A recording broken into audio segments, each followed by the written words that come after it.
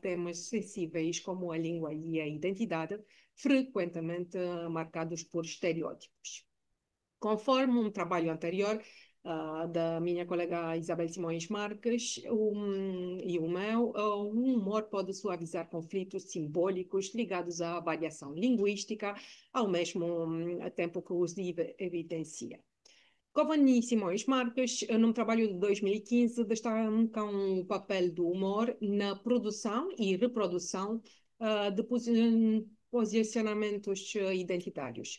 Nestes discursos humorísticos são ativados estereótipos linguísticos e estereótipos de pensamento. Os humoristas oscilam entre a reprodução destes estereótipos e a sua desconstrução, muitas vezes através da ironia, da hipérbole ou da inversão. Assim, o humor torna-se um dispositivo de mediação cultural, onde se negociam para pertenças, se expõem tensões e se reflete criticamente sobre as hierarquias simbólicas entre as variedades do português, desculpem, o português europeu e o português brasileiro, e os modos de ser dos portugueses e dos brasileiros. Vamos passar para o próximo slide. De um ponto de vista cultural, é pertinente observar a maneira como as línguas cristalizam preconceitos sobre as pessoas de outras culturas. Charlotte Shapira, em vários trabalhos, mas sobretudo um trabalho de 2014, define duas categorias de estereótipos: os estereótipos de pensamento e os estereótipos linguísticos. Por estereótipos de pensamento, compreendemos representações comuns ou esquemas conceptuais mais ou menos estáveis que os indivíduos de uma comunidade social partilham uma vez que os receberam pela tradição cultural. Isso pode ter a ver com ideias banais, opiniões e julgamentos não verificados. Os estereótipos de pensamento dividem-se nas duas componentes da doxa: o conhecimento partilhado e a opinião comum. No que diz respeito aos seres humanos, a primeira componente descreve-os como objetos do mundo, por exemplo, a partir da cor, da pele, a morfologia, o habitat. A segunda considera-os de um ponto de vista psicológico e social, a vida, a pertença social. Alguns destes estereótipos de pensamento adquiriram uma fixidez verbal na língua, manifestando-se através de locuções ou enunciados repetidos, cujos termos não podem ser modificados pelos falantes. Os estereótipos linguísticos comportam várias classes ou categorias estudadas no campo, sobretudo, da paremia, fraseologia, as diferentes classes de unidades fraseológicas, como colocações, locuções de diferentes tipos, paremias, enunciados ritualizados, e a lista poderia ser muito mais comprida. São, com efeito, estereótipos linguísticos que os falantes acumulam na sua memória e que foram adquiridos com o conhecimento e o uso da língua. O humor constitui um fenômeno marcadamente multidisciplinar, cuja complexidade ultrapassa os limites da linguística, embora esta desempenhe um papel central na nossa análise, como demonstram os trabalhos de Priego Valverde, de 1999, e vários trabalhos de Charodot. Utilizamos o trabalho de Patrick Charodot, de 2006, que exploram estes trabalhos, os mecanismos discursivos, pragmáticos e enunciativos do humor. Para além dos aspectos linguísticos, no entanto, o humor é igualmente investigado pela filosofia, que se interroga sobre a sua natureza, função e valor ético. Por exemplo, McDonald's, de 2013, Roberts, um trabalho de 2019, pela sociologia, que o entende como prática social situada e reveladora das estruturas de poder, gosto e exclusão, no trabalho de Kuipers, de 2008, e ainda pela antropologia, onde é visto como regulador das relações sociais e expressor de tensões culturais, num trabalho Radcliffe Brown, 1940. A psicologia, por sua vez, aborda o humor na sua dimensão cognitiva e afetiva, analisando o seu impacto sobre a saúde mental, a criatividade e os processos de socialização, por exemplo, no trabalho da Wright, de 2008. Esta multiplicidade de abordagens sublinha o caráter transversal do humor, que opera simultaneamente como ato linguístico, prática cultural, instrumento crítico e experiências emocionais partilhadas. Uma afirmação pode ser considerada humorística não apenas pelo seu conteúdo, mas sobretudo pelo seu enquadramento situacional, pelo contexto específico em que é enunciada, pelas relações entre os interlocutores e pela memória discursiva que antecede. Neste sentido, o humor não reside numa frase isolada, mas emerge na interação entre múltiplos elementos. Por exemplo, o lugar físico, social, simbólico, a relação entre os participantes, hierarquia, intimidade, cumplicidade e uma afirmação anterior explícita ou implícita que lhe confere sentido. O que provoca o riso aqui e agora poderia ser reprovável, incompreensível e até ofensivo noutro contexto. Esta dimensão relacional e contingente do humor evidencia a sua natureza complexa e multifacetada, caracterizada por uma multiplicidade de objetivos, crítica, evasão, alívio, agressão, de formas, ironia, parodia, trocadilho, absurdo e de processos discursivos que muitas vezes operam simultaneamente. Assim, o humor deve ser entendido não como um efeito intrínseco ao texto, mas como um fenômeno pragmático co-construído pelos participantes na interação e profundamente dependente das condições de produção e de recepção. Este slide apresenta um esquema dos dispositivos humorísticos identificados por Priego Valverde, num trabalho de 1999, que ajudam a explicar como o humor é construído de um ponto de vista discursivo. Estes dispositivos evidenciam a complexidade do fenômeno humorístico, que resulta da combinação de aspectos linguísticos, pragmáticos, cognitivos e sociais.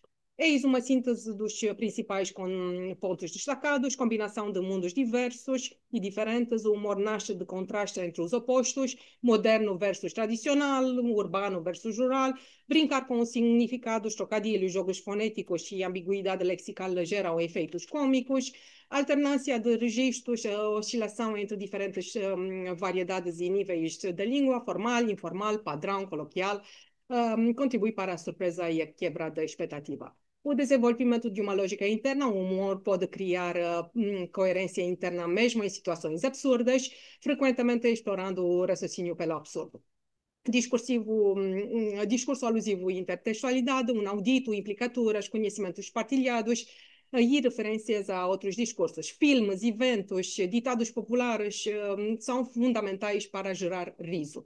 O jogo discursivo, o humor revela uma dimensão argumentativa ao apropriar-se de discursos pré-existentes, por vezes estigmatizados, e a atitude do locutor, por último, o humor decora também da posição do locutor, que joga com a sua própria imagem e a dos outros, valorizando ou desvalorizando identidades.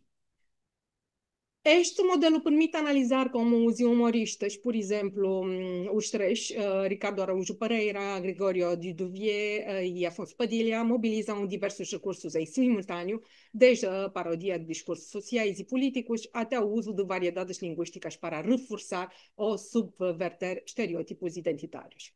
Nos vídeos analisados, emergem duas temáticas centrais que estruturam grande parte do humor produzido: as diferenças linguísticas e as diferenças culturais entre os brasileiros e os portugueses. Estas categorias não apenas fornecem matéria-prima para o riso, como também funcionam como marcadores identitários. Por um lado, as diferenças linguísticas manifestam-se ao nível do sotaque, do léxico e do registro. Os humoristas exploram as variações fonéticas, como a abertura ou o fechamento das vogais, os falsos cognatos ou expressões idiomáticas específicas e alternam entre diferentes níveis de formalidade.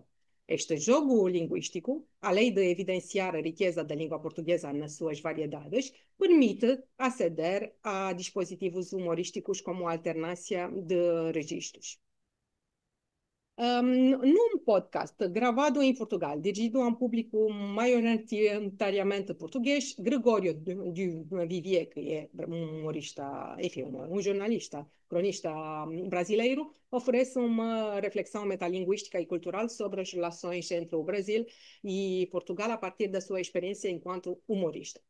A conversa gira em torno de três eixos principais: o humor, a língua e a diferença cultural. E se poderíamos ouvir, trata-se do meio short de um minuto.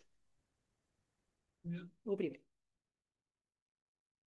Gosto dessa imagem, especialmente do Agostinho da Silva, né? Era ele que dizia que Portugal é um bonsai. Alguém usou essa imagem que é boa também. Que é uma árvore de proporções gigantescas, mas num lugar muito pequeno, né? Então, eu acho bonita essa imagem. E a impressão que dá é que indo para o Brasil, encontrou espaço, inclusive nas vogais. Porque a impressão que tem é que os vogais aqui em Portugal não têm espaço para crescerem. Eles têm que crescer, então os vogais são também uns bons. E no Brasil tem espaço. A vogal, olha a vogal ecoando na Amazônia, entendeu? Assim, então a impressão que eu tenho é que até na língua abriu-se um espaço que antes não havia.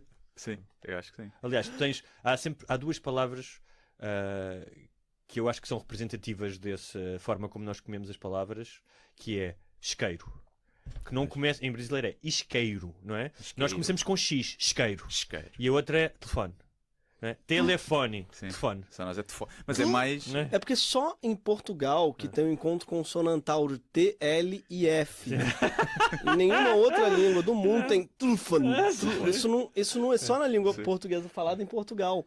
Porque tem uma austeridade vocálica, assim, sabe? Vocês não gastam à toa. Ao fim de um tempo de eu morar no Brasil, eu comecei a conseguir ouvir-me como os brasileiros ouviam e dizia: nós soamos desta maneira. Isto é assustador. Tipo, como é que alguém nos entende? E ainda há muitos portugueses que acham os brasileiros é que não fazem um esforço. Não, é difícil. É difícil porque o brasileiro tem o oposto, que quando me explicaram também eu fiquei até com vergonha. Amigos portugueses me explicaram que um português, quando ouve um brasileiro, parece que ele está falando com uma criança, pois ele fala todas as vogais. E eu adorei essa imagem, depois eu entendi que é isso, né? Vocês não falam as vogais que não são necessárias para compreensão. Sim, tanto que quando os portugueses vão ao Brasil, muitas vezes, e até são criticados cá, ainda há pouco tempo houve um cantor português no que foi ao Brasil, mas aí tentou falar com um sotaque. Não é? Tentou falar assim e ficou uma coisa patética. Sim. Mas o Ricardo Araújo Pereira, quando vai ao Brasil, ele fala de uma mais forma devagar, mais pausada. E que eu acho que parece realmente que está a falar com crianças. Porque é assim que nós achamos que vocês falam. Mas não, a gente não percebe isso. A gente só entende. Eu acho engraçado que quando vocês imitam a gente, vocês sempre põem um né no final. Mas não sabem exatamente usar o né. Então eles falam assim, porque eu sou brasileiro, né? Eu não sei o que é mais constrangedor. Se é um português imitar um brasileiro ou um brasileiro imitar o português. Eu acho que é um brasileiro imitando o português. Achas? Vocês imitam.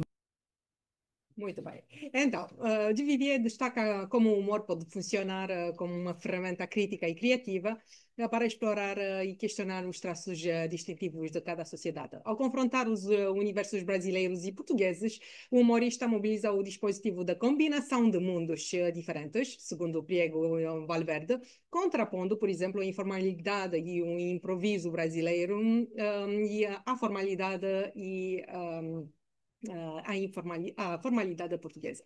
Do ponto de vista linguístico, o humor serve ainda como espaço de análise das transformações e dinâmicas internas da língua portuguesa, permitindo observar como o léxico, os sotaques, porque estivemos aqui a ver também alguns exemplos do léxico, como telefones, que é, e os registros se desdobram e se adaptam em contextos distintos. E então, todo este jogo de registros e da alternância discursiva são elementos centrais na construção humorística. Por fim, Duvivier sublinha o papel do humor na mediação intercultural ao permitir que tanto os brasileiros quanto os portugueses se vejam ao espelho e no espelho, por vezes deformado, das suas próprias representações sociais. Nesse sentido, o humor não só revela estereótipos identitários e linguísticos, como também cria espaço para a sua reformulação crítica. Na próxima sessão, que é uma sessão gravada no Brasil e dirigida a um público brasileiro, Ricardo Araújo Pereira, em conversa com Gregório, é isso, Duvivier, recorre ao humor como estratégia para evidenciar e comentar as diferenças linguísticas entre o português europeu e o português brasileiro. Então, desta vez, trata-se de um português no Brasil que se dirige para a um público brasileiro. Podemos ouvir? Então, seria mais o sotaque. Eu tenho opiniões muito fortes relativamente à maneira como vocês usam a língua portuguesa E eu sei que o Gregório também tem relativamente à maneira como os portugueses a usam. No meu caso, ofende-me particularmente que vocês falem com as vogais todas abertas. Acho isso uma coisa cansativa para os maxilares. Acho que é abusar das palavras e, sobretudo, há uma coisa estranha para mim, que é quando nós, de facto, abrimos as vogais, vocês fecham, só para chatear. Por exemplo, quando nós abrimos, quando nós dizemos bebê, vocês dizem bebê. A gente diz cocó, vocês cucu. E, portanto, a gente nunca consegue entender-se. Porque quando vocês abrem, a gente fecha, quando a gente fecha, vocês abrem. Então, este contraste fonológico é apresentado de forma cômica, explorando as potenciais confusões e mal-entendidos que essas variações podem gerar no contato entre os falantes de uma mesma língua. A interação ilustra de forma exemplar o dispositivo humorístico de combinação de mundos diferentes e, de novo, o jogo discursivo de valorização e desvalorização, muitas vezes recorrendo ao escárnio sutil do outro, típico da performance humorística. Esta tensão, embora apresentada de forma lúdica, acaba por reforçar, mas também questionar certos estereótipos linguísticos e culturais numa espécie de duelo afetivo em que o riso funciona como mediador da diferença. Trata-se, assim, de um exemplo produtivo de como o humor pode ser usado para expor e problematizar estereótipos linguísticos de forma leve, mas intelectualmente significativa. No seu trecho de stand-up em Portugal, Afonso Padilha explora de forma bem-humorada as diferenças entre o português falado em Portugal e no Brasil, destacando de novo estas variações linguísticas e, repito, isso para um público português. Podemos ouvir? Não, eu gosto. Eu gosto muito de Portugal, eu gosto muito daqui, eu gosto. Vocês ensinaram nós a fazer o pãozinho, que é gostoso. A comida é boa, ensinaram a língua portuguesa, que é a língua mais bonita que tem no mundo, a língua portuguesa. Eu acho muito foda. Já viajei para o Japão, já viajei para a Espanha, para os Estados Unidos. Português é a língua mais bonita que existe. Só que o problema é que só nós e vocês falam, né? O desgraça. Não, vocês ensinaram uma língua que é só nós e vocês. Mais nada, mais ninguém. Só nós, eu converso com vocês, aí vocês não entendem, vocês falam comigo, eu não entendo. Parabéns. Nem na nossa comunicação ensinaram de um jeito que... Eu lembro que a primeira vez que eu vim para Portugal, eu falei, não, aqui eu sou fluente, né? E nos Estados Unidos eu não sei falar. Na Espanha eu não sei falar, mas em Portugal, sou fluente, filho. Eu lembro que eu cheguei na padaria, primeira vez, 2018.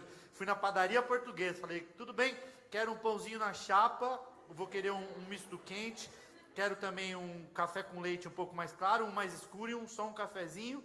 Quero também um pedacinho de bolo, manda tudo junto, tá? Que eu tô pedindo pra mim e pros meus amigos, vamos estar ali na mesa 6. O português em Portugal, escutando eu falar em português, olhou pra mim e fez, pá, não entendi nada que você falou. Eu falei, filha da puta, você que me ensinou a falar, como é que você... Eu jurava que a minha língua materna, a minha língua paterna, me abandonou. Quando eu mais precisava, a língua me deixou na mão. Então, é uma língua linda. Língua linda. Só que só nós vocês falam. É tipo você ser rico no banco imobiliário, não serve de nada, que é... Uma língua linda, que só nós e você. É tipo você ter um tio muito rico, mas não conseguir pegar um empréstimo porque ele tá morto. É tipo você... Você tem um tio muito rico, mas ele morreu. Bem na sua vez. Enfim. Gosto muito da língua portuguesa. A língua mais bonita que tem, Você pega as outras línguas, você pega o francês. Tem que fazer essa boquinha de... Então, Padilha brinca de novo com valorização e desvalorização mútua das variantes do português, mostrando o escárnio que ambos os lados fazem um do outro, mas sempre ressaltando a riqueza e a singularidade de cada forma de falar a língua. Seus trechos de stand-up, desta vez dirigidas para um público brasileiro, Afonso Padilha aborda com humor a questão de correção gramatical e lexical no Brasil, utilizando o escárnio de si próprio como estratégia para ironizar as variações e os erros linguísticos comuns enfim, ao país. Então, podemos ouvir o último trecho, acho eu, porque depois já não vou ter tempo. Porque existe o português, ele existe, é o mesmo português, mas tem um português brasileiro que ele é um pouco, como é que eu posso dizer? Ele é um pouco mais, ele é descomprometido, é isso. Que o brasileiro, por exemplo, eles têm a palavra problema. O brasileiro tem a palavra problema, não consegue pegar uma palavra e abrir ela pra caralho. Que a gente tem esse dom da palavra. O brasileiro tem o dom da palavra. Que a gente consegue falar mais palavras. E fala a palavra errada, que às vezes é melhor do que a palavra certa, diga-se de passagem. Esse dia eu tava falando que o brasileiro fala errado, uma mulher na plateia ficou brava, falou, nossa, que engraçado, hein? Aí todo mundo olhou pra ela e falou, nossa, que engraçado, um humorista querendo diminuir nós. Eu falei, é isso? É aí que eu queria chegar. É aí que eu queria chegar. Porque algumas palavras comunicam melhores que outras. Por exemplo, a palavra diminuir é muito melhor do que a diminuir. Você prefere ser diminuído ou desminuído? Tá entendendo? Algumas palavras comunicam melhor do que a correta. Testemunha. A testemunha, ela tem muito mais a dizer do que uma testemunha. Tá entendendo? O cuspe é mais molhado do que o cuspe. A televisão é chata. A televisão é legal pra Pronto, e também gostaria de vos mostrar talvez mais um, desta vez para ver um pouco as diferenças culturais, sobretudo no que diz respeito aos nomes. E depois vou passar diretamente para... Estou ouvindo um áudio 2 vezes mais rápido no WhatsApp. Sabe aquela brincadeira que tinha da quinta série? Que você começava a falar com seu amigo, você começava lá, ele falava, você fez na cara dele? Viver em Portugal é como se estivesse constantemente na quinta série. Dá a impressão que todo português está te zoando, que ele começa a falar assim, mas faz o que? Ele, peguei mais um brasileiro aqui, Joaquim. Mais um, caiu aqui, Joaquim. Sabia que existe uma lista de nomes que pode colocar no filho lá em Portugal? Não é desencaralhado igual o Brasil. Coloca aí, pode colocar. Sulianeide, aqui no Brasil pode colocar Sulianeide. Em Portugal, eu queria chamar minha filha de Sulianeide. Não, na Europa não, pelo amor de Deus, né? Também não precisava chamar todo mundo de Maria e Pedro, né? Mas não tem, tipo, Suelen, não tem Stephanie. Você não vê Stephanie em Portugal. É Stephanie o nome dela? É isso. Não vê pobre. Não tem, por isso que não tem um nível de pobreza para na Stephanies. Wellington. Isso aqui é um português chamado Wellington. Qual foi a última vez? Cara, é a mesma língua, é a mesma língua. Tanto que tá tendo... Só que é a mesma, mas ao mesmo tempo não, né?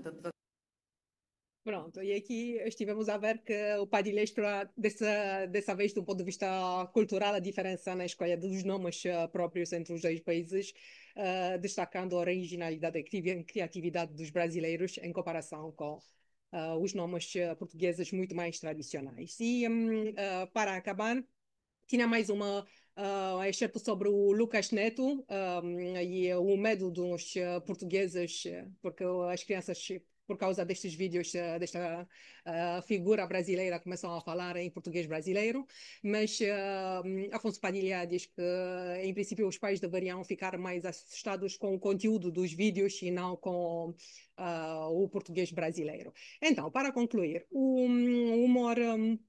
emerge frequentemente da combinação engenhosa de universos distintos, estratégia identificada por Priego Valverde como um dos principais dispositivos humorísticos. Neste contexto, destaca-se o contraste entre o Brasil, frequentemente representado como um país jovem, expansivo, descomplicado, como o nosso amigo Padilha dizia, e Portugal visto como rígido ou antiquado. Esta oposição serve de base para jogos discursivos que exploram diferenças culturais e linguísticas, recorrendo, por exemplo, à comparação entre as variedades do português faladas nos dois países. A abertura vocálica do português brasileiro, associada metaforicamente à vastidão territorial, contrasta com a articulação mais fechada e contida no português europeu, gerando efeitos cômicos ao ligar som, espaço e identidade. Além disso, os humoristas recorrem à apropriação de discursos estigmatizados, como conseguimos ver, como da norma padrão, e reconfiguram-nos em registros mais informais, quebrando expectativas e desafiando hierarquias linguísticas. Finalmente, o jogo com as faces dos interlocutores, ou seja, a alternância entre a valorização e desvalorização de si e do outro, permite aos humoristas negociar a relação com o público, criando um espaço de riso partilhado, onde a crítica social e a autoironia coexistem com leveza e inteligência. Aqui são as nossas referências bibliográficas. Muito obrigada. Espero não ter ultrapassado muito tempo.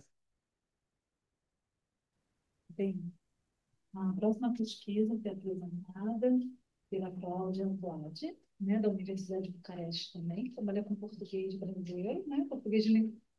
Também. Hiper e hipo, operadores avaliativos na linguagem online em português e romeno.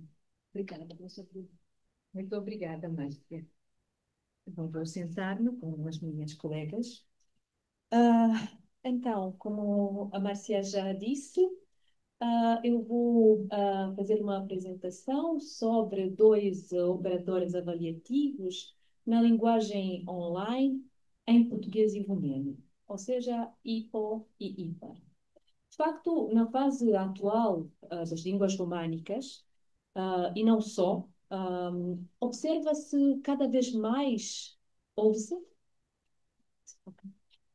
observa-se cada vez mais o uso de operadores avaliativos de origem neoclássica, não só hiper e hipo, mas também super, extra, macro, maxi, mini, etc. E este uso é visível na língua coloquial e, através da língua coloquial, também na linguagem online, ou seja, nos jornais, nas revistas, nos blogs online, nas redes sociais, etc.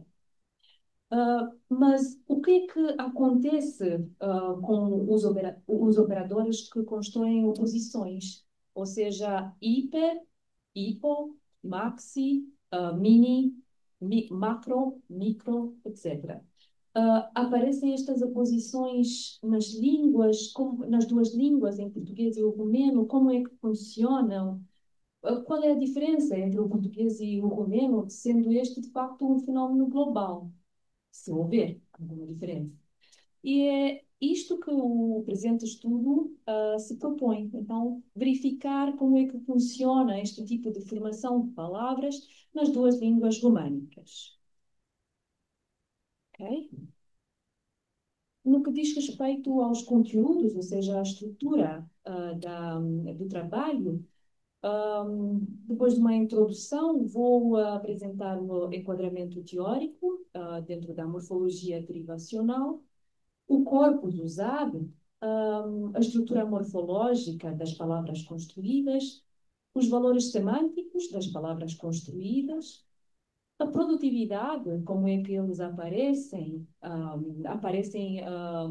com a mesma frequência, e também algumas conclusões.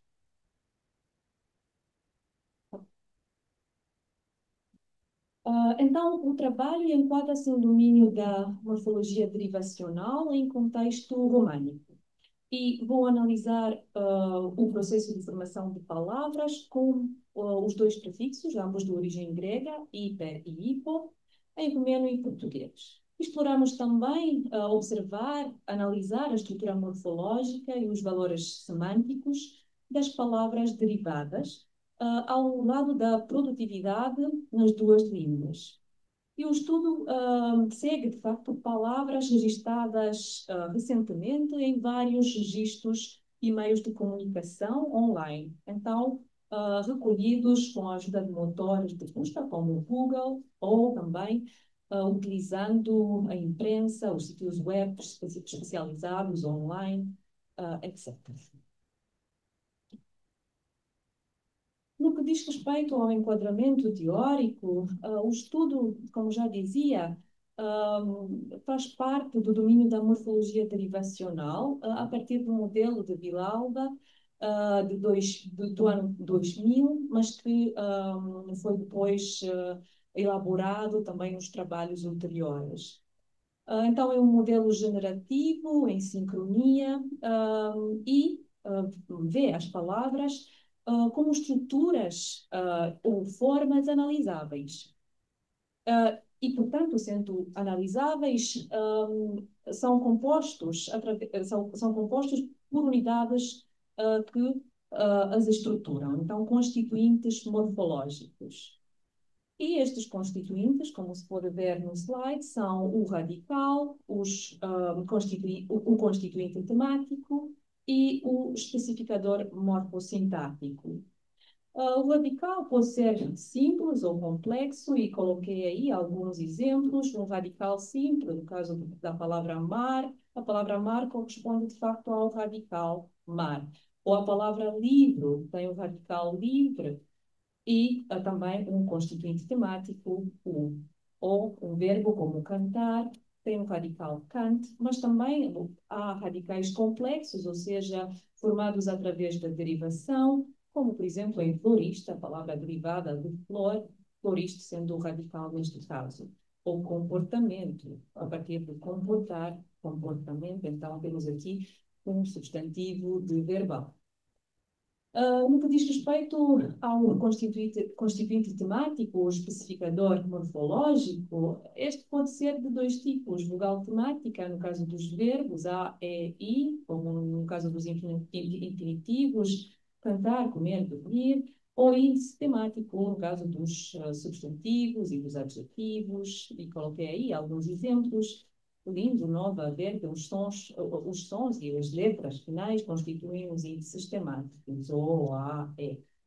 E o radical e o constituinte temático criam o tema. Então, temos cantar, o tema sendo cante e A, ou lindo, radical, mas constituinte temático, U, constitui o tema.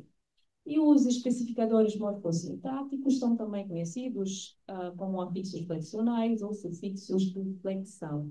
E eles garantem, de facto, a flexão morfológica. Então, por exemplo, para formarmos o plural, acrescentamos o S final. Aquele S final é um especificador morfossintático, um afixo flexional. Ele ajuda a criar a forma de plural na língua portuguesa. O que não acontece em comendo, por exemplo. Temos uma diferença. Coloquei também uma tabela em que aparecem as estruturas morfológicas a partir do modelo de Villalba, o modelo generativo.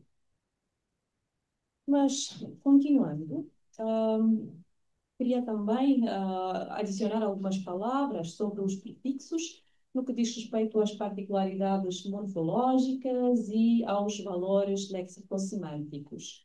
Então, os prefixos são afixos derivacionais, tal como os sufixos, e criam novas palavras juntando-se a uma base lexical. Base que é uma palavra que pode corresponder a um radical simples, ou também ao tema, ou mesmo a um radical complexo. Então, uma palavra derivada. Não alteram a categoria da base, nem a acentuação. São pluricategoriais, então podem selecionar vários tipos de bases, como, por exemplo, o prefixo des, pode combinar-se com substantivos, desamor, com adjetivos, desatento, com verbos, desabafar, por exemplo. Também no que diz respeito aos valores lexicossemânticos a partir de Vieux-Torto, os prefixos podem ter vários tipos de valores, como a iteração, como em reescrever, reconstruir, de contrariedade, privação ou oposição, como apolítico, desfazer, inaceitável, ou também antibiótico, contraindicado. Também podem ter um papel de conjunção, coautorar, co-diretor, colateral, então quando se faz alguma coisa em conjunto. Ou podem ter um papel de movimento, retropropulsão, embarcar, ou mesmo localização espaço-temporal, antecâmara, intercomunicar, prenupcial, pós-produção, etc. Muitas vezes, deste valor de localização espaço-temporal, chegamos ao valor de avaliação. Então, mudamos, digamos, as palavras de uma zona concreta para uma zona mais abstrata. E aqui entram, por exemplo, os nossos prefixos, hiper, hipo, mas também super, extra, etc. Coloquei aí alguns exemplos: super limpo, extra largo, hiper caro, hipocalórico, etc. Também podem referir a dimensão, macro, micro, maxi, minico, macroestrutura, micro-onda, maxi casaco, mini saia, a quantificação como unidose, bissexual, multipluri, polivalente, a identidade ou semelhança ou dessemelhança e falsidade, isocategorial, heteropolar, a reflexividade como autodefinir, autorregulação, ou bilateralidade, reciprocidade, interagir, interajuda ou entre ajuda. Para este trabalho, utilizamos como corpus os dicionários, alguns corpora online, e também outras fontes online disponíveis tanto em romeno como em português. Utilizamos dicionários explicativos nas duas línguas. Os romenos são disponíveis na mesma plataforma, em Index Online. Os portugueses são dicionários que têm sites próprios. Também, no que diz respeito ao corpus, para o romeno utilizei Corolla, corpus computacional de referência tanto língua romena contemporânea, corpus computacional de referência para a língua romena contemporânea, e para o português, corpus do português, e isso tem público contextos retirados do jornal público.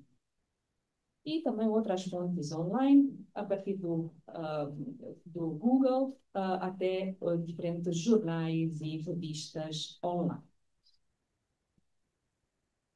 E, em seguida, vamos ver um pouco sobre a estrutura morfológica das palavras construídas com hiper e hipo nas duas línguas românicas. As duas línguas românicas, nas duas línguas românicas, estas palavras têm especialmente bases nominais e adjetivais. Mas existem também situações em que notamos a existência de casos de bases verbais e mesmo adverbiais. As bases nominais podem ser simples ou complexas, e coloquei aí alguns exemplos para o português e também para o romeno. Bases simples como em hiperdose, hiperluxo, ou em romeno hiperclínica, hiperclínica seria em português, ou com hipo, desta vez, hipocampo, hipodermo, ou em romeno hipodermo, hipoderma seria em português. E bases complexas como hiperventilação, hipertenacidade, ou em romeno hiperreflectivitate, hiperreflexão, hipercorrectitude, hipercorreção, ou com hipoacidez, hipotireoidismo. Em romeno, os equivalentes seriam hipoatiditate, hipotireoidismo. Coloquei aí um outro exemplo, não há necessariamente equivalentes para todas as palavras. Hipocloremia, por exemplo, neste caso. Os dois prefixos acoplam-se a nomes que designam entidades, estados, processos ou qualidades que incluem certas propriedades que podem ser avaliadas. Então, não vamos ter, por exemplo, construções do tipo hiper, hipo, petra. No que diz respeito às bases adjetivais, também elas podem ser simples e complexas. Com hiper, por exemplo, no caso das bases simples, hiperdenso, hipertenaz, em romeno hiperactivo, hiperativo seria em português, hiperlúcido, hiperlúcido, ou com hipossuficiente em português, ou hipoatido, hipoácido seria em português. E bases complexas hiperalergênico, hiperluxuoso, ou em romeno, hiperdesenvolvido, hiperdesenvolvido, hiperirritável, hiperirritável, irritado, hipodérmico, hipoalergênico, ou em romeno, hipocristalino, hipocristalino, hipofosforoso, hipo, portanto, acoplam-se aos adjetivos qualificativos, mas não se podem acoplar aos adjetivos relacionais, então, que mostram, que relevam uma relação, e assim não podemos dizer hiperministerial, hipermilitar, etc. Dizíamos que há também casos em que os dois formantes podem acoplar-se a bases verbais, que podem também ser simples ou complexas, como hiperproteger, hiperventilar, em romeno há hiperventilar. Com hipo, os casos são extremamente isolados. Pode aparecer algo como hipoventilar, em romeno a variante é a hipoventilar, mas são casos quase muito raros, bastante. Bases complexas, hiperindustrializar, só a hipersensibilizar, hipersensibilizar seria em português. E também encontrei hipossensibilizar e a hipossensibilizar, no caso do hipo. Mas, a partir do nosso corpus, observamos que as estruturas com bases verbais com hipo são são pouco frequentes.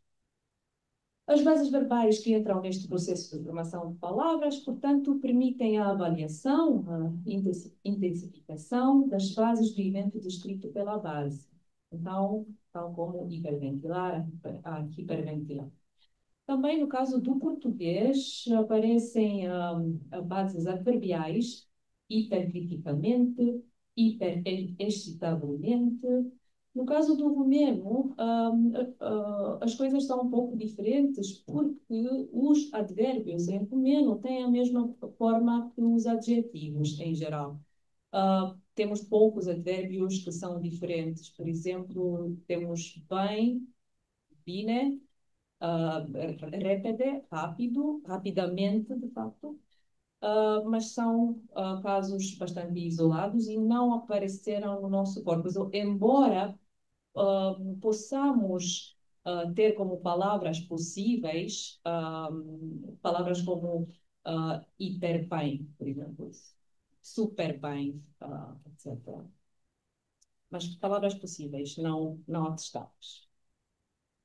No que diz respeito aos valores semânticos das palavras construídas, o sentido dos operadores avaliativos parte, como já dizia na parte teórica, de uma ordenação locativa para uma escala de avaliação e passam a designar a manifestação de uma propriedade no grau maiorado ou até excessivo, como no caso do hiper, ou minorado, diminuto, reduzido, no caso do hipo. Estes dois prefixos, de facto, mostram entidades até fora dos limites expectáveis. Então, o primeiro valor deles é o valor locativo, hiper acima de, e assim temos hiperligação ou hiperstômico, ou em romeno hyper, né? Usamos a palavra em inglês, de facto. Ou com hipo, debaixo de, hipocampo, hipoderme, hipoderme, hipocentro. Neste caso do valor locativo, então, a base tem como referente um substantivo. A base é, de facto, um substantivo que tem como referente um objeto concreto, em geral. E valor avaliativo, aqui temos a ver com objetos fora dos limites expectáveis. Então, hiper denota um grau excessivo, excepcional, de certas propriedades daquilo que é designado pela base. E então podemos ter em português hipercubo, hiperconfusões, hiperconfundir, etc. Ou também o excesso, hiperinflação, por exemplo, ou hipertensão, em romeno, o equivalente seria hipertensão. Foram também identificados casos em que o excesso leva a erros, como em português, hipercorreção, que corresponde ao romeno hipercorrectitudine. Em romeno encontramos também outros casos como hiperlatinismo, hiperurbanismo sendo de facto quase sinônimo de hipercorreção do português. Hipo refere-se a uma propriedade abaixo do nível típico do que a base denota, então refere-se a uma insuficiência, a um grau reduzido. Então, em português, hipodesenvolvimento, hipoglicemia, hipertensão, ou em romeno, hipoglicemia, hipotensão. No que diz respeito à produtividade a partir das fontes online, começaremos com o hiper, que é um operador avaliativo muito produtivo, tanto em português como em romeno. Nota-se uma preferência pelas bases nominais e adjetivais. As bases verbais também aparecem, mas com menos frequência.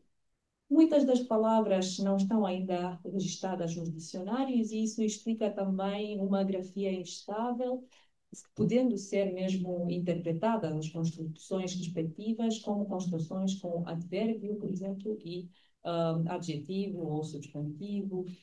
Por isso, na literatura também aparece o conceito de prefixoides ou pseudoprefixos, então, com um estatuto, digamos, incerto quase. E coloquei aí alguns exemplos, por exemplo, para português, hiperrealista, e aparece hiper mais hipen, depois hiperdecotadas e provocantes, e depois uma palavra em inglês, a fashionista, hiperacelerada, ou em romeno, casos como hiperracional, hiperracional, hipersexualizar e hipersexualidade. Ao hiperreaccionar, aqui temos um verbo, hiperreagiram, hiperreacionaram, etc. Hiper pode ocorrer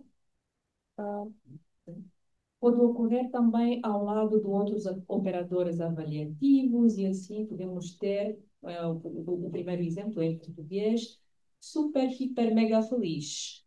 Ou em romeno temos algo semelhante, super, mega, hiper frumoso significando bonito. A produtividade do hipo, hipo não é muito produtivo, de facto ele ocorre geralmente em contextos especializados, técnicos, científicos, especialmente no âmbito da medicina. As palavras são geralmente registadas nos dicionários, não aparecem muitas criações espontâneas com este prefixo, e não se trata do processo produtivo, portanto. Hiper e hipo também podem ocorrer isolados, omitindo a base e criando uma estrutura de coordenação com o segundo termo, como, por exemplo, hiper e hipotiroidismo. Em português, e temos a mesma coisa em romeno, hipertiroidismo. Ok, e algumas conclusões.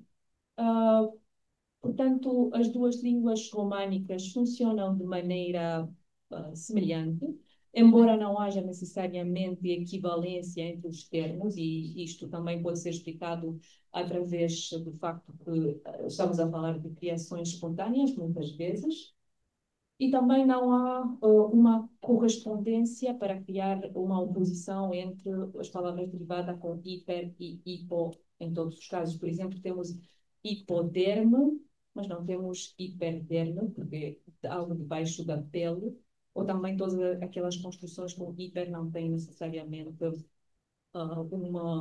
um termo oposto com hipo. A formação de palavra com hiper, portanto, representa um processo produtivo na fase atual do português e do romeno e assinalamos construções novas, não registradas nos principais dicionários das duas línguas. Do ponto de vista morfológico, há uma preferência evidente pelas bases adjetivais e nominais, as bases verbais sendo menos numerosas. Semanticamente, o valor predominante refere-se ao grau excessivo, excepcional de certas propriedades daquilo que é designado pela base.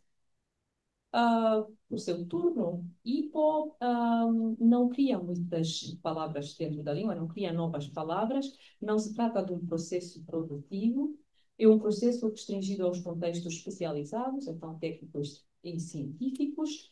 Do ponto de vista morfológico, as bases que entram neste processo de derivação são bases adjetivais e nominais. Semanticamente, alternam o valor locativo e o do excesso. No caso de hiper, o valor locativo é muito menos frequente. Isto sendo dito, coloquei aqui algumas referências e muito obrigada pela atenção. Obrigada, Cláudia. Agora, o último trabalho desta sessão intitula-se A Tradução em Italiano de Brichos, A Floresta é Nossa, o Gemini Advanced, ChatGPT. 4.0, e estudantes de português como língua estrangeira, um estudo comparativo. Vai ser apresentado por Carla Valério de Souza Família, que é membro da comissão organizadora do evento da Universidade de Trieste. Vamos ver se eu consigo enxergar. Já tem isso.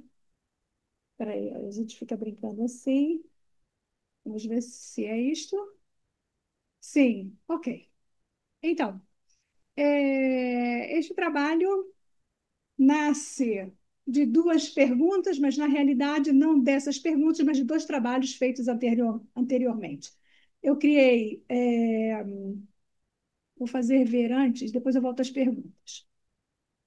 Esses corpora, em que um se chama Brichos 2 e que tem 9 traduções e que foram as traduções feitas por estudantes do segundo ano de português como língua estrangeira na Itália, ok? E Brichos 3, com 13 traduções, também construído com as traduções feitas pelos estudantes, em sua maioria italianos, ok? A partir desses dois, eu queria estudar os diminutivos e os vocativos, quer dizer, como os alunos italianos faziam para traduzir diminutivos e vocativos do filme Brichos, que é um filme de animação para crianças.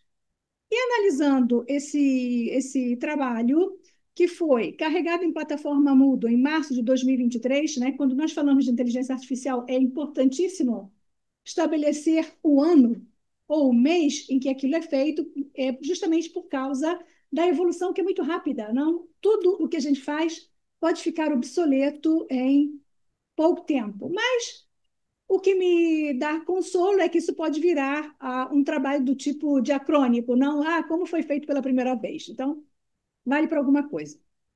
E daí, eu construí esses outros dois, pedindo a Gemini ou Gemini Advanced para fazer a mesma coisa, não traduzir o filme, e também ChatGPT 4. E a minha pergunta era esta aqui. Eu deixei em italiano para fazer um pouco de propaganda dessa língua, ok?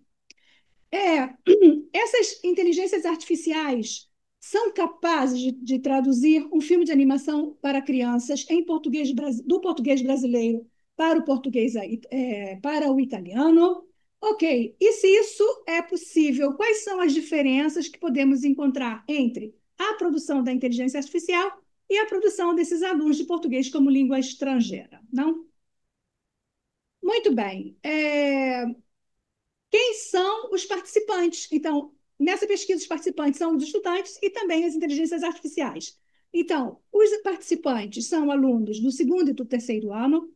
Esses estudantes, o objetivo do ensino de português é fazer com que eles cheguem ao final do ano, do segundo ano, ao nível B1, do quadro comum de referência, ok, europeu. Eu coloquei ele PE, que é português europeu, entre parênteses, para dizer que esses estudantes, quando eu cheguei para fazer esse trabalho, tinham uma formação em português europeu, ok? Tiveram mais contato com o português europeu e, portanto, produziram 9 traduções, ok? O pessoal do terceiro ano pretende-se que chegue ao final do curso a um nível B2, não mais do que isso, português é terceira língua na universidade onde eu trabalho. mesmo perfil, né? Português europeu no início e depois português brasileiro, e consegui 13 traduções desse grupo. Muito bem. Bom, as ferramentas de inteligência artificial utilizadas, não? O Gemini e o ChatGPT. ChatGPT, isso é muito carioca, né? Neste caso, são ferramentas a pagamento, não utilizei o gratuito, justamente para ver se obtinha mais um resultado melhor. Bom, Gemini é de Google e ChatGPT de OpenAI. Ok. Bom, isso é para quem não tem a familiaridade, mas atualmente quase todo mundo tem a familiaridade. Essa é a página inicial de Gemini em 2024, ok? Então, essa pesquisa foi feita em 2024. Os alunos produziram em 2023 e lembrando que ChatGPT ficou famoso em 2022, novembro, não? Então, quando foi lançado em 22, os alunos carregaram esse material em março e fevereiro, portanto, a probabilidade que tenham usado já ChatGPT para esse trabalho é praticamente zero, porque ainda não estavam muito familiarizados. Seria interessante agora reproduzir isso, por exemplo, com o chinês, não, o DeepSeek, ainda não fiz, mas de repente eu vou propor para ele para ver também como é que fica. Bom, mas por que eu coloquei essa esquemata aqui, que é a página inicial? Porque lá embaixo, que não dá para ler, depois eu vou mostrar, há um aviso. Né? O programa diz, eu não sou capaz de traduzir muito bem. Não, isso para nós, pelo menos na versão italiana, era interessante, porque nós vamos ver que há escolhas lexicais e de tempo verbal também, na definição do que não é capaz. Esta aqui é a do ChatGPT, só que eu vou olhar para cá para ver porque ali eu não consigo. Então, há advertências ao final, em que, para o Gemini está escrito, não, que poderia mostrar informações imprecisas, não fala de erro, fala de informações imprecisas, também em relação a pessoas. Portanto, verifique as suas respostas, ok? A advertência do ChatGPT pode cometer erros. Então, em um eu tenho potrebbe, que é condicional, no outro eu tenho presente pó. Mas é sempre verbo poder, não? Um mostra informações imprecisas, mas o outro comete erros. Portanto, no Gemini diz, né, verifica, mas no outro diz, considera. É o caso de você pensar em verificar essas informações, ok? Isso vai ser interessante porque talvez seja uma chave de leitura para alguns erros, ou para, mais do que erros, a explicação do porquê não vai traduzir certas coisas. Porque a parte interessante desse trabalho, além de ver o que a inteligência artificial produz e os alunos produzem, é o momento em que eu dialogo com essas ferramentas, tentando construir um prompt para que ela me traduza o texto. Então, isso é interessante a meu ver. Pode ser só a meu ver. Bom, o filme é esse, Bichos da Floresta Nossa, de Paulo Munhoz. É um filme de 2012. Alguém pode pensar, mas um filme de 2012. Não, é de 2012, mas é muito atual. É muito atual porque fala de temática ambiental. E, por acaso, um dos personagens parece imitar o Lula, e o Lula está novamente no poder, então, portanto, tem tudo a ver com este momento histórico, mas, enfim. E por que foi escolhido? Esse filme foi escolhido primeiro para os alunos porque é fácil, é disponível online, né? Então, os alunos podem ver. E quando eu faço tradução audiovisual, eu preciso ver o filme. Eu não posso, quer dizer, até posso traduzir as falas, mas não é a mesma coisa, porque eu preciso ver o que acontece na tela. Não, eu preciso da música, eu preciso do desenho, da localização das coisas no espaço. Tudo isso vai me ajudar a escolher o meu tradutor melhor, digamos assim, não? Portanto, ok. Escolhemos Bichos e desafios tradutórios. É um texto muito interessante. Como eu disse, eu queria estudar os diminutivos, porque é repleto de diminutivos. Eu queria estudar os vocativos, quer dizer, como é que os bichinhos ali que estão participando se relacionam e falam e chamam as outras pessoas, não? E, obviamente, Bichos, tem lá o BR do Brasil, fala de uma floresta que parece a nossa Amazônia, fala de nossas jazidas de minério, das nossas reservas de água. Todos são animais e, portanto, há jogos também com os nomes dos animais. Então, um animal se chama bandeira, mas o bandeira é um tamanduá. E aí, como é que a gente faz com a tradução? Deixamos bandeira, sim, mas vamos perder alguma coisa, porque é difícil explicar que bandeira vem de tamanduá-bandeira. Ok? Muito bem. Então, já disse o porquê eu escolhi Bristos.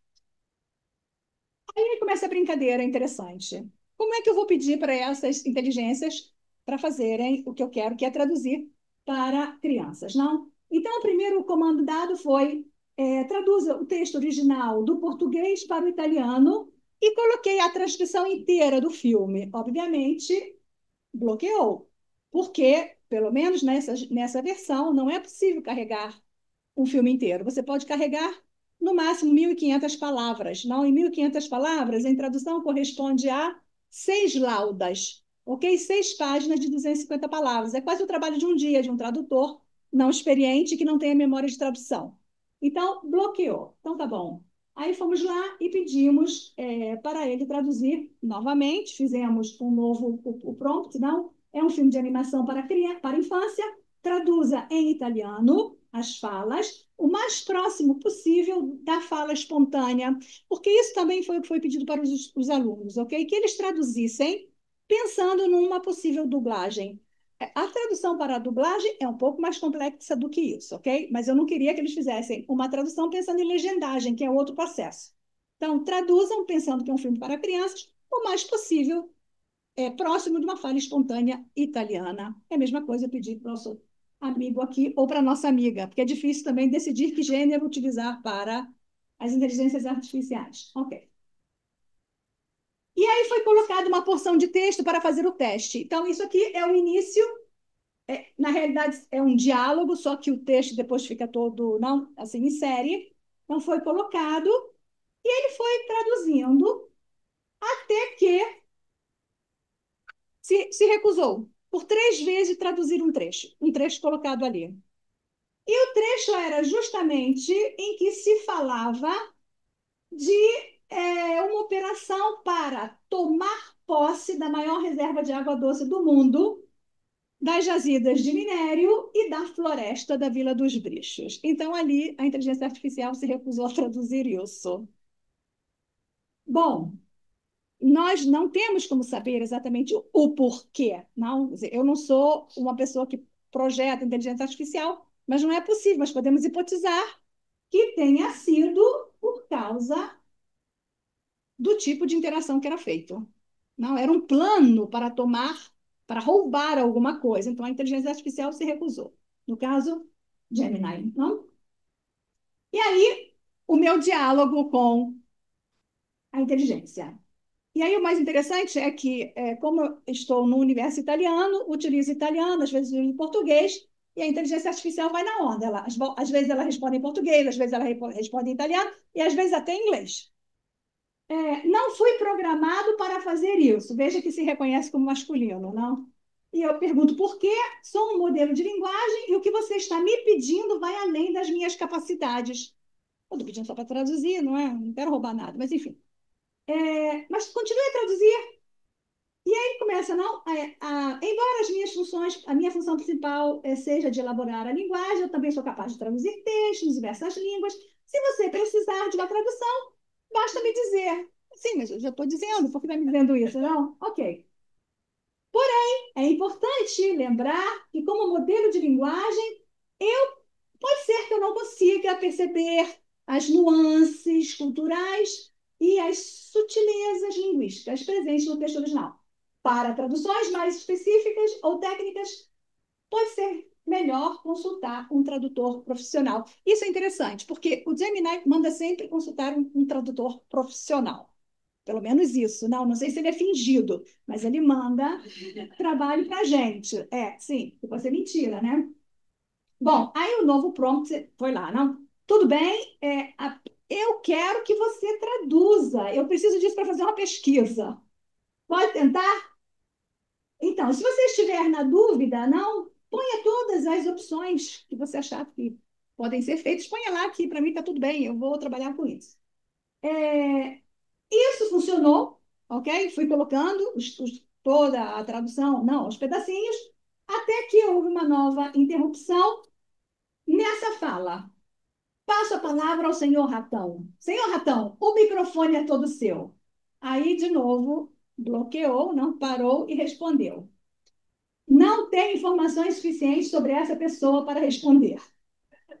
Não, é interessante, porque parece a questão da referência, não? O referente, mas ainda não sei muito bem sobre essa pessoa e não entendo qual é o seu problema. Eu quero que você traduza, não quero que você saiba quem é essa pessoa, não? E, portanto, depois ele vai traduzir, mas antes me diz novamente, tradução de alta qualidade, eu aconselho você procurar um tradutor profissional, né? O tradutor humano é capaz de perceber as nuances do texto e produzir uma tradução fluida e correta. Ok? Já estou misturando das línguas. Bom, e aí fui lá, colei o texto e ele me traduziu, ok? Mas a minha pergunta é, bom, ele diz, eu não tenho informação sobre essas pessoas, mas também pode ser que o que tenha desencadeado é o fato de ser ratão. Quer dizer, rato, a gente sabe que é um animal, que esse aumentativo, e que o rato não é só um animal, mas pode ser também uma correspondência de ladrão. Quer dizer, esse ão é um aumentativo, de repente não quer não quer ser responsabilizado por alguma coisa, para e não traduz. Mas, enfim, depois nós conseguimos. Com o ChatGPT, já não tivemos problemas. Por quê? Porque já tínhamos testado todos os prompts, vimos qual era o prompt que funcionava, e a tradução foi correndo alegremente, até que cadê? Onde é que eu aperto a luzinha? Aqui? Não. Aqui não. Não importa. No meio, talvez? Sim. Então, aqui. Até que, quando chegamos a esta fala aqui, estamos sabendo e já estamos mandando umas imagens para vocês. Meu Deus, onde vocês se meteram? Aí, ChatGPT para e manda essa mensagem aqui para mim. Essa mensagem é uma mensagem de potencial violação das políticas de uso, né? Este conteúdo poderia violar nossas políticas de uso. Estamos errados? Você pode nos dizer colocando non mi piace questa risposta. Ou seja, se ele não estivesse errado, bastava eu colocar não, tudo bem, e ele continuaria. Mas ele me disse isso, né? Quer dizer, é uma potencial violação das políticas de uso, mas aparentemente, né? Aqui eu não tenho nenhum problema, não estou violando nada. Mas pode ser que a questão do mandando mais imagens para você. Então, essas imagens pode ter não suscitado dentro do programa, olha, aqui está na hora de bloquear, porque sei lá que imagens são essas, não? Então, essa parte foi muito interessante, dialogar com a máquina. E tudo bem. Portanto, com o ChatGPT foi uma interrupção, com Gemini foram 4, não até conseguir fazer com que traduzisse tudo. Bom, as interrupções, a primeira foi em função do tamanho do texto, muito texto, não, tem que quebrar em pedacinhos, não, tem que repartir o texto. A segunda foi em relação a uma temática provavelmente pensada como problemática, não, que era a destruição de uma vila para tomar conta das riquezas naturais, quer dizer, a invasão de um lugar, então isso realmente não se deve fazer. E a terceira interrupção foi aquela onde havia o referente, não, o senhor Ratão, em que o programa dizia que não tinha informações sobre essa pessoa, mas também pode ser em função da significação semântica dessa palavra ratão. Isso é com Gemini ou Gemini. Tudo bem? E com o ChatGPT, a única interrupção que nós tivemos foi aquela com o problema do envio das imagens, mas depois foi feita a tradução como deveria ser feita. Ok. Bom, isso aqui, vou pular. Não, a única coisa a dizer é que, bom, as traduções feitas pelas inteligências artificiais, não pelas duas, são boas traduções, não podemos negar. Nós pensamos sempre muito disso porque os tradutores sempre trabalharam com memórias de tradução ou com a tradução automática. Só que agora temos a inteligência artificial dando maiores possibilidades e no mercado da tradução, cada vez mais, já se está partindo de uma tradução feita. Quer dizer, o tradutor está virando muito mais um revisor do que um tradutor. Então, isso pode acelerar o processo de tradução, mas, por enquanto, revisão humana, com certeza, sempre. Por quê? Por causa das alucinações, porque o programa pode ter alucinações, pode dar respostas erradas ou pode inventar respostas, ok? Muito bem, então vamos lá. Bom, o que vimos como resultado dessa tradução? Aviso já que não fiz, obviamente, uma análise de tudo aquilo que é possível fazer. Esse texto ainda pode ser, esses corpora podem ser utilizados ainda para fazer muita pesquisa, mas o que vi principalmente foi isto aqui. Bom, que as duas inteligências produziram traduções idênticas, traduções quase idênticas, traduções diferentes e traduções erradas.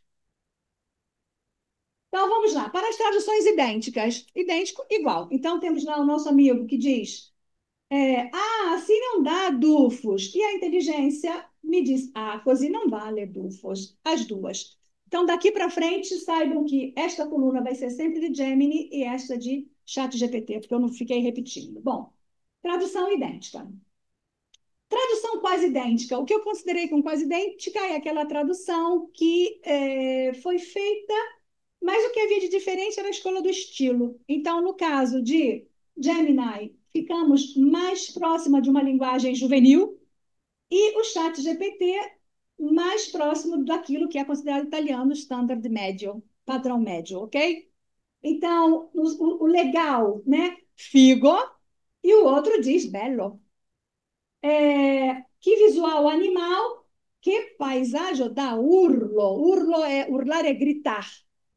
E o outro, simplesmente, que espetáculo, ok? Então, funcionam as duas traduções, ok? Mas fazendo uma opção entre um italiano mais padrão e o outro mais juvenil. Ok.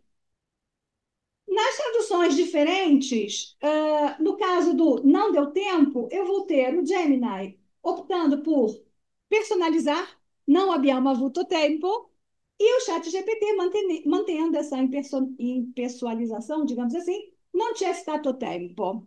Atenção, obviamente, numa fala, eu posso ter traduções idênticas, erros, sim, mas eu estou olhando para aquele pedacinho ali unicamente.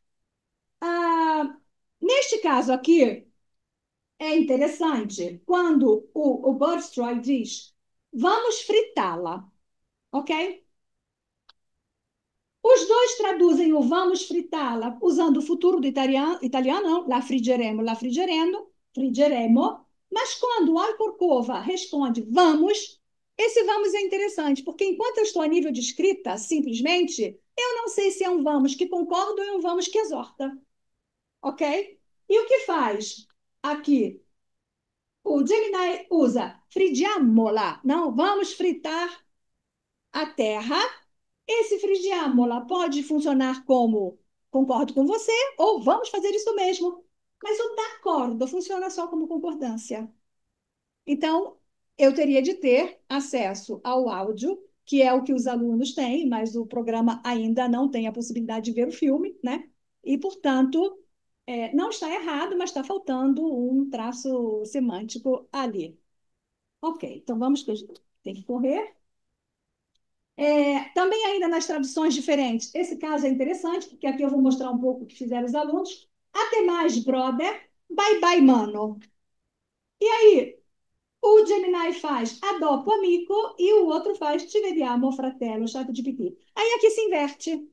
Aqui, o Gemini fica um pouco mais próximo do padrão e o ChatGPT vai para o mais coloquial juvenil, ok? Então, é preciso analisar todo o material para poder dizer quem é que fica mais do lado ou do outro, porque com isso que nós analisamos aqui, há um equilíbrio nas escolhas, ok?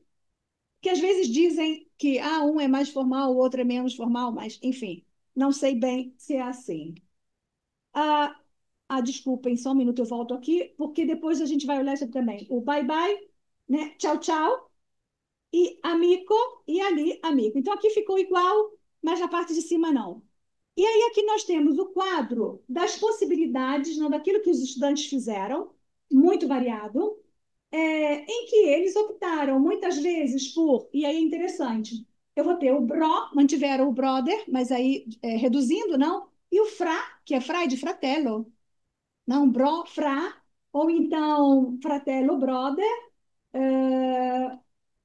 frate, e foi engraçado, porque frate era uma expressão que eu nunca tinha ouvido, e quando eu estava fazendo a transcrição, fazendo a análise, vou para um evento em Nápoles e escuto dentro do trem, frate. Eu falei, existe.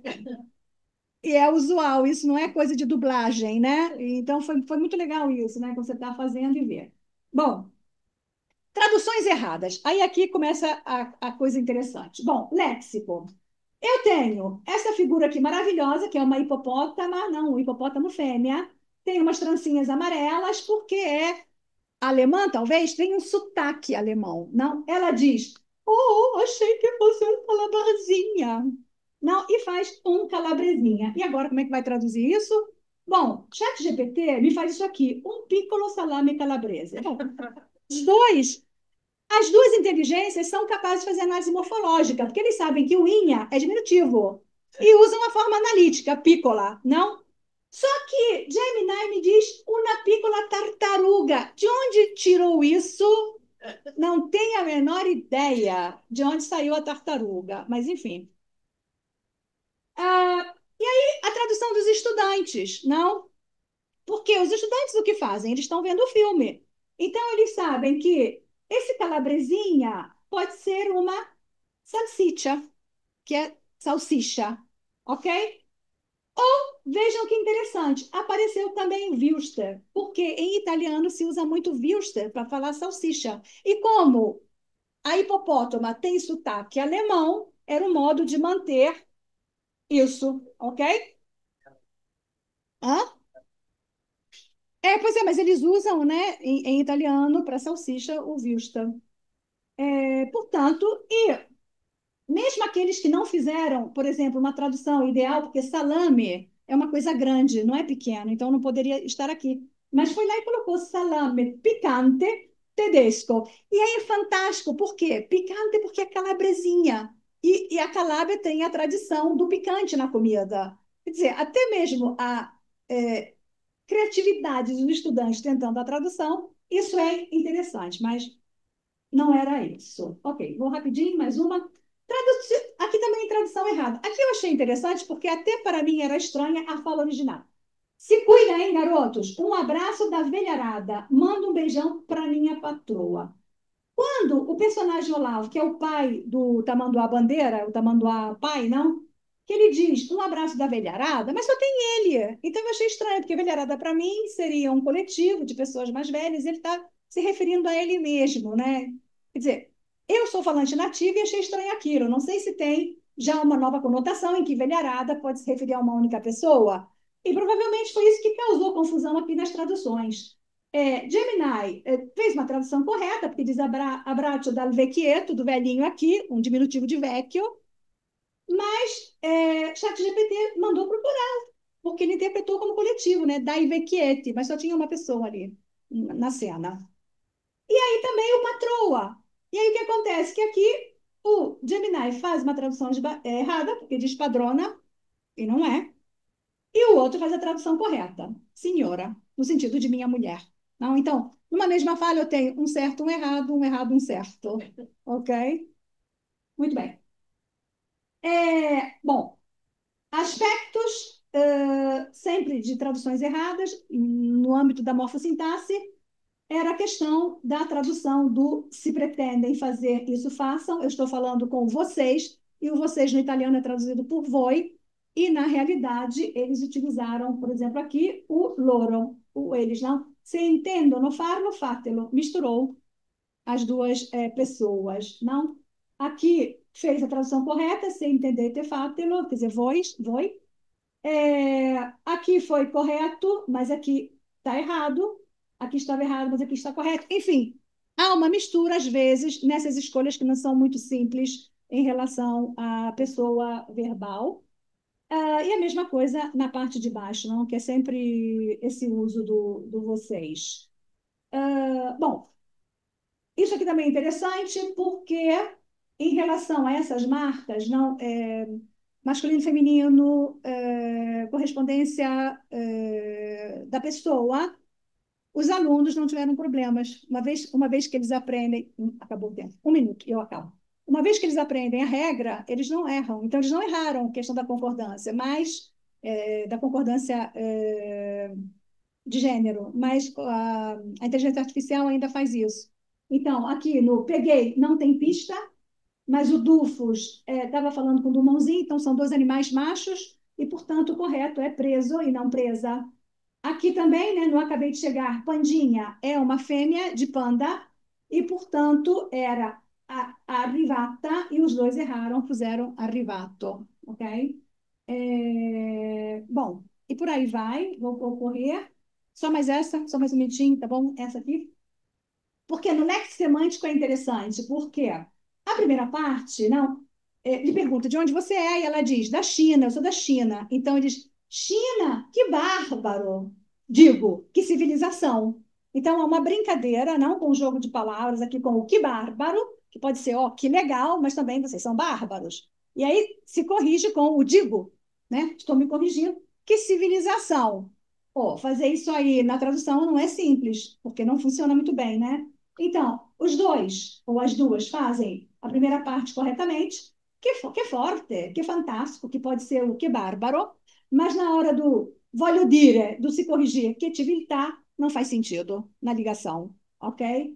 E aqui também não. Bom, para fazer sentido, nós vamos encontrar, isso obviamente não é fácil, 2 estudantes do 3º ano. Portanto, com um pouco mais de língua portuguesa, um pouco mais de sensibilidade, tentaram fazer uma tradução utilizando roba. Roba é coisa, mas pode ter um sentido positivo ou negativo. Então, o que faz um ou uma deles, não? Que rouba, surpresa, legal, não? Que rouba, mas aqui é... Ah, entendo, roba bela. E aí acrescentou o adjetivo para dizer que eu estou falando de uma roba que não é bruta, não? E também o outro estudante que trabalhou com palavras diferentes, mas bestiale, quer dizer, bestiale vem de bestia, animal, que pode ser positivo ou negativo, e aí se corrige dizendo, cioè, volevo dire, stupendo, ok? Então tem que sair daquilo para poder conseguir. Bom, mais um. Fala aí, que aí nós vamos para as questões pragmático-discursivas, em que o fala aí é oi. Esse fala aí é um cumprimento que você faz quando chega, não? Eu não posso traduzir com parla tu, porque parla tu é um comando, fala você agora, não é isso. O ChatGPT consegue, usa o tchau, ok? O Gemini não, usa o parla tu, e vou fechar mesmo com o gorducho. Fala aí, gorducho. Aí aqui começa o problema da escolha lexical, em que eu vou ter os alunos do 3º ano fazendo escolhas lexicais mais maduras e os alunos do 2º ano fazendo escolhas lexicais menos maduras, porque não têm conhecimento, às vezes, suficiente de língua para perceber que as escolhas podem causar problemas. Não, o gorducho, o ucho é um diminutivo, mas não parece, né? Parece que está falando que é muito gordo. E aí, Gemini opta por ciccione, one é aumentativo, ciccio, ciccia é gordura, ciccione é mais forte, não? E o outro opta por cicciotello, tem 2 diminutivos aqui, então é bastante mitigado, não? Aquilo ali. E os estudantes fazem várias opções, só quero mostrar mais essa e vou fechar mesmo. Em que, vejam aqui, o 3º ano vai optar por, vamos ver se está ali, não, isso aqui é o Eila, depois eu volto ali. Aqui, ok. Bom, o 2º ano faz isso aqui. Escolhe ragazzone. Ragazzone não tem a ver com o gordo, mas tem o one, que é aumentativo, ok? Ciccio, que é o neutro, ciccione, aumentativo, grassone, aumentativo, panzone, aumentativo. Grassone e panzone podem ser bastante ofensivos, não? Porque o panzone é que tem a barriga grande, não? Mas isso não era a ideia de ofender. É que não entenderam muito bem a função do gorducho.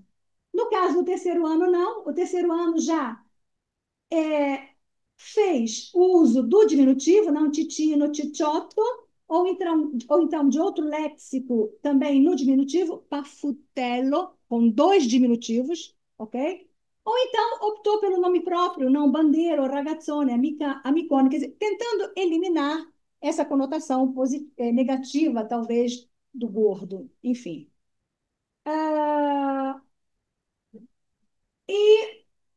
Ok, bom, eu já avancei muito e, portanto, para terminar, os dois sistemas fazem boas traduções, mas são traduções que têm que ser revistas, não? E os estudantes não cometem certos erros, como, por exemplo, conjugação verbal relacionada à pessoa do verbo, masculino e feminino, isso vai estar presente ali. E é isso.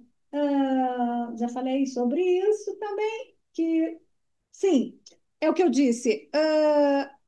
Gemini comete mais erros do que o chat GPT, mas eu tenho uma porção muito pequena de texto traduzida, não? Então, é preciso traduzir mais para poder fazer afirmações. Quer dizer, na minha porção de texto, o chat GPT se saiu melhor do que o Gemini, um pouco de bibliografia e obrigada.